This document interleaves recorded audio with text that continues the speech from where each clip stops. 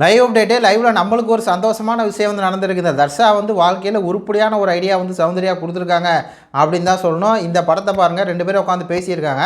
பவித்ரா இப்போ தான் 2 லட்ச ரூபா பெட்டி எடுத்து வந்தாங்களே, அதுக்கப்புறம் 2 பேரும் உட்காந்து பேசியிருக்கும்போது தர்ஷா வந்து சௌந்தர்யாட்ட கேட்குறாங்க, இந்த மாதிரி நீ வந்து ஏன் என்ன நினைக்கிற, பணப்பெட்டி எடுக்க போறியா, ஏன் வந்து கொஞ்சம் இதாகவே இருக்கா அப்படின்னு சொல்லி கேட்கும்போது, இல்லை நான் வந்து பணப்பெட்டி எடுக்கணும் அப்படின்னு சொல்லி தான் எனக்கு ஆசையாக இருக்குது, ஆனால் என்னால் வந்து அந்த குறிப்பிட்ட நேரத்துக்குள்ளே ஓடி வர முடியுமா அப்படிங்கிற ஒரு விஷயம் இருக்குது. ஏன்னா 100 நாள் வந்து மக்கள் ஓட்டு போட்டு மக்கள் தான் என்னை வந்து உள்ளே உட்கார வச்சுருக்கா, அந்த மக்களுக்கு தான் உண்மையாக இருக்கணும். நான் வந்து ஒரு ரிஸ்க் எடுத்து ஏதாவது ஒரு முடிவு பண்ணி அதனால் ஏதோ விபரீதம் நடந்துருச்சு அப்படின்னா அது வந்து என்னால் வந்து எப்படி அதை வந்து டேக் ஓவர் பண்ணுறது அப்படின்னு தெரியாமல் தான் 100 நாள் என்னுடைய உழைப்பு இருக்குது, மக்கள் ஓட்டு இருக்குது அப்படின்னு சொல்லி சௌந்தர்யா சொல்லியிருக்காங்க.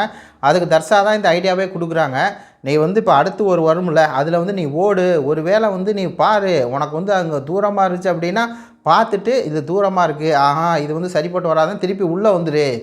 நீ வந்து முயற்சியும் பண்ணு, முயற்சி பண்ணுறதா மெயினான இதில் விஷயம். அதனால் முயற்சியை ஃபஸ்ட்டு எடுத்துட்டு நீ வந்து ஓடு.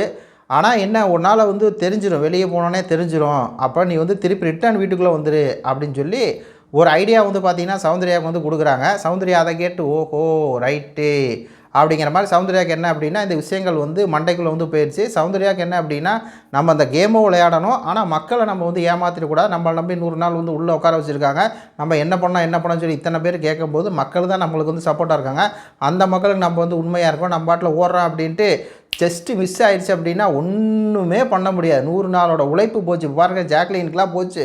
இப்போ என்ன ஜாக்லின் ஃபேன்ஸ் சொல்கிறாங்க, நேற்று வரை நீங்கள் ஃபேக்லின் சொன்னீங்க, உங்களுக்கு வந்து சந்தோஷமானு கேட்குறாங்க. நாங்கள் சந்தோஷமே படலையப்பா, நீங்களே நாங்கள் சந்தோஷப்படுறோம், நீங்கள் எடுக்கிறீங்க.